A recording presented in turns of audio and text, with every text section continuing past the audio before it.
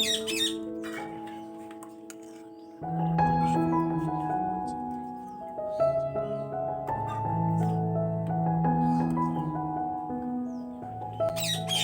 প্রিয় বন্ধুরা, কেমন আছে সবাই? আশা করছি সবাই খুব ভালো আছো। আমার আরও একটি নতুন ব্লগে তোমাদেরকে অনেক অনেক স্বাগত। সকালবেলা ঘুম থেকে উঠেই শুরু হয়ে গেল এক মায়ের যুদ্ধ। তো সারাদিন সত্যি করেই ওকে নিয়ে আমার এক যুদ্ধই চলে। সকালবেলা দেখতে পাচ্ছ খেতে একদম চাইছে না। আমি যে সকালবেলা করে ওকে কি খাওয়াবো সেটাইও আমি বুঝতে পারি না। প্রত্যেক সকালবেলায় মানে যেটাই দিই না কেন কোনো কিছুই না খেতে চাইছে না। সকাল থেকেই যদি এমন যুদ্ধ চলে তাহলে সারাদিনটা কিভাবে একটা মায়ের কাটে তোমরা নিশ্চয়ই বোঝো, যারা এমন দুষ্টু বাচ্চা আছে যাদের বাড়িতে। তো যাই হোক, দেখো অনেক ঘুরিয়ে মানে কি বলবো বুঝিয়ে শান্ত করে তবে ওকে একটু খাওয়াতে পেরেছি। আর পাশের বাড়ির একটা দাদাকে ও ভীষণই ভালোবাসে, তাকে পা বলে ডাকে। মানে ভালোভাবে নামটা ধরতে পারতো না বলে ছোটোবেলা থেকেই না ওকে পা বলে ডাকতো। তো যাই হোক, সেই পা আর কি, সেই ছেলেটা এসছে আর কি, আমার এক জায়ের ছেলে পাশের বাড়িতে। তো সেই ছেলেটার সাথে ও এখন বসে একটু খেলা করবে। তো দেখো খেলা করবে বলতে ও ফোন দেখছে, একটু কার্টুন, হয়তো ওর ফোনে না ও কার্টুনটা দেখতে ভালোবাসে না, ও এসছে তাতেই ও খুশি। তো বসে বসে একটু গল্প করবে, একটু খেলা করবে আর কি। তার মধ্যে কিন্তু আমি বাসনটা মেজে নেব। আর তার পরেই আর কি আমার শ্বশুরমশাইও এখানে চলে এসেছিলেন। তো দুজনা মিলেই ওকে দেখাশোনা করছিল, আর তার মধ্যে আমি এখানে বাসনটা মেজে নেব। তো দেখতেই পাচ্ছ সকাল সকাল কারেন্ট নেই, কেমন জ্বালা তাহলে বোঝো। প্রথমেই তো ঘুম চোখ খুলে আমি মানাকে খাওয়াতে ব্যস্ত হয়ে যাই, যে কি খাওয়াবো সেটা তোড়জোড় করতে করতে মানাকে খাওয়াতে খাওয়াতেই না আমার অর্ধেক মানে কি বলবো সকালবেলা যে আলাদা একটা এনার্জি পাই, তো এনার্জিটাই আমার মানে মুডটাই নষ্ট হয়ে যায়। ও যদি ঠিকঠাকভাবে খায় জিনিসটা এবং অনেক তাড়াতাড়ি খায় কিংবা কোনো জেদ না করে তাহলে কিন্তু সত্যি ভালো লাগে এবং কাজকামে একটা আলাদা এনার্জি লাগে। বাট ওই যে দুষ্টু করে না, তাতেই আমার অর্ধেক এনার্জি সকালবেলায় শেষ হয়ে যায়। তো দেখো তবুও কিছু করার নেই, কেননা বাড়ির বউ সমস্ত কাজ করতেই হবে, এটাই নিয়ম। তো যাই হোক দেখো বাসনগুলো আমি মেজে নিচ্ছি। আর মানা যখন জিনিসটা খেয়েছে, মানে অর্ধেক হলেও খেয়েছে, তো ওর পেটটা ভরেছে, সেই হিসাবে কিন্তু মনটা একটু হলেও ভালো হয়েছে। সব মায়েদের মতো আমিও মা হওয়ার পর একটা জিনিস ভীষণভাবে ফিল করি, সেটা হলো যদি আমার ঈশানের পেটটা ভরা থাকে, যে পেট ভরে যখনই খায়, আর তার সাথে সাথে যখনই ও দাদু ভাইয়ের কাছে থাকে, বিশেষ করে মানে ওর দাদু ভাইয়ের কাছে থাকলে না আমার কোনো রকম চিন্তায় থাকে না যে পড়ে গেল বা কেউ কিছু মারলো, কিছু বকলো কিংবা ও দুষ্টুমি করছে। সত্যি করে আমি মানে আমি একেবারে নিশ্চিত হয়ে যাই, নিশ্চিত হয়ে কাজ কামে লেগে যায়। আর অন্য কারোর কাছে থাকলে না মানে মনে হলো যে এই পড়ে গেল, হয়তো দুষ্টুমি করছে, কাদা মাখছে, এটা ওটা করছে, হয়তো মানে কি বলবো ব্যথা পেলো, তো এই নিয়েই মানে একবার ঘর একবার বাইরে এরকম করতে হয়। তো সব মায়েদেরই এটা নিশ্চয়ই ফিল হয় যে বাচ্চা যদি সেফটি জায়গায় থাকে কিংবা তার পেটটা ভরা থাকে তাহলে কিন্তু সে শান্তিতে এবং নিশ্চিন্তে কাজগুলো সেরে নিতে পারে। তো আমিও মা হওয়ার পর এটা ভীষণভাবে ফিল করি। তো মানে সন্তান একটা আলাদা জিনিস, তাই না, মায়ের কাছে। আর এই জিনিসটা আমি ফিল করেছি সেই দিন থেকেই, যবে থেকে আমি মা হয়েছি। যখন আমার মা এই জিনিসটা আমাদের সাথে করতো তখন কিন্তু এতটাও আমরা বুঝতাম না, বা এতটাও মানে কি বলবো এতটাও এই জিনিসগুলো নিয়ে এতটা মানে মাথা ঘামাতাম না, বা বোঝার চেষ্টাও করতাম না যে কেন মা এতবার করে বারণ করছে, কেন মা এটাতে সেখানে যেতে দিচ্ছে না, বা কেন খেতে দিচ্ছে না, বা মানে সবটাতে কেন বারণ করছে। সেই জিনিসগুলোতেই বারণ করে যেখানে আমরা সেফটি থাকতাম না। তো তেমনই মা হওয়ার পর কিন্তু এই সবগুলোই আমি রিয়েলাইজ করেছি। বন্ধুরা সকাল সকাল কিন্তু অনেক কথাই তোমাদের সাথে শেয়ার করে ফেললাম। তো যাই হোক এখানে বাসনগুলো মেজে নিচ্ছি, কেননা আজকের ভিডিওটা তোমাদের সাথে শেয়ার করেছিলাম সেই দিনটা কিন্তু ছিল মানে সম্পূর্ণ আমি একাই সব রকম কাজ সামলেছিলাম, কেননা আমার যা সেদিন বাড়িতে ছিল না, বেশ এক সপ্তাহ মতো বাড়িতে ছিল না, বাপের বাড়ি গিয়েছিল।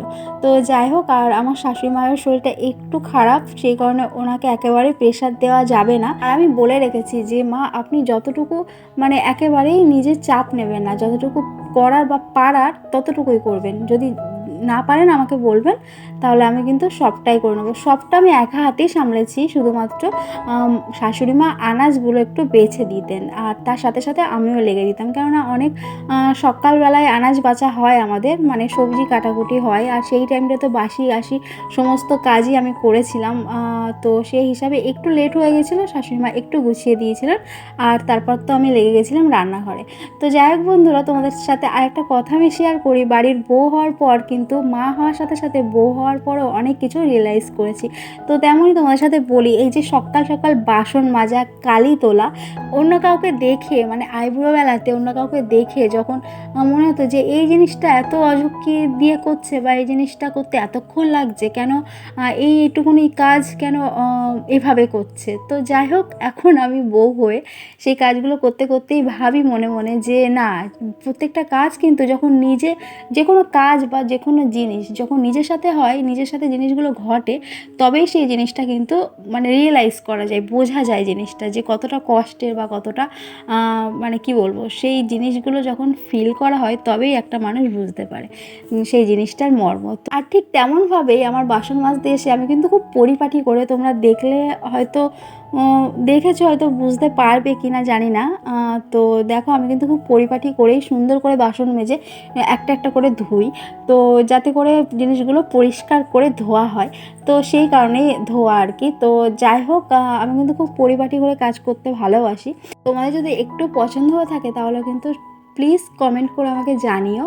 তো দেখো, আমি কিন্তু এখানে চটপট বাসনগুলো মেজে নিলাম, তোমরা দেখতেই পেলে। আর এই কালি হাঁড়িগুলো না প্রথম থেকেই কালি না তুলে এখন আর উঠতেই চায় না, আর সেভাবে তোলা হয় না। আর শাশুড়ি মা কী বলেন বলো তো, যে বেশি দললে বা বেশি করলে না হাঁড়ি ক্ষয়ে যাবে, তো যেমন আছে তেমনই তার, শুধু কালিটা তুললেই হবে। তো সেই হিসাবেই আমি সেভাবেই মাজা ঘষা করি আর কি।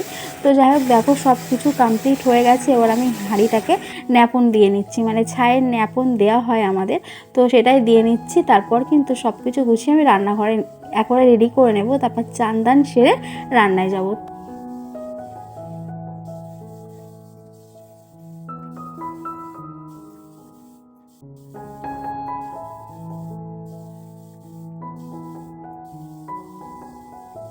মানা যেহেতু বাইরে খেলা করছে, আছে ওখানে অনেকেই, বাট সব কাজ এক হাতে করতে হচ্ছে, ওই জন্য দেখতেই পাচ্ছ খুবই তাড়াহুড়ো করে সব কাজ আমাকে সামলাতে হচ্ছে। কেননা শ্বশুরমশাই খুবই তাড়াতাড়ি ভাত খান, যেহেতু আমাদের কিন্তু 11:30টার মধ্যে ভাত মানে সব কিছু রান্নাবান্না কমপ্লিট হয়ে যায়, আর পরেই কিন্তু শ্বশুরমশাই ভাত খেয়ে নেন। ওনার একেবারেই টাইম ধরা, মানে প্রতিদিনের ভাত খাওয়া, এটা খুবই একটা ভালো জিনিস। হাতে ওটা কি? বন্দুক? বন্দুক দিয়ে কি করবে? কি ওটা? নাট? দেখি ওটা কি? হ্যাঁ হ্যাঁ হ্যাঁ, ও ফুটে যাবে নাট? আমার হাতে দেখো, একটু দেখি জিনিসটা দেখি কেমন, দেখবো দেখো, আমার দেখাও।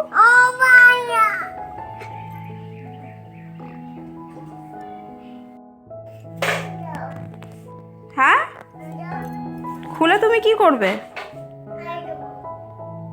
খেলা করবে? কি এটা?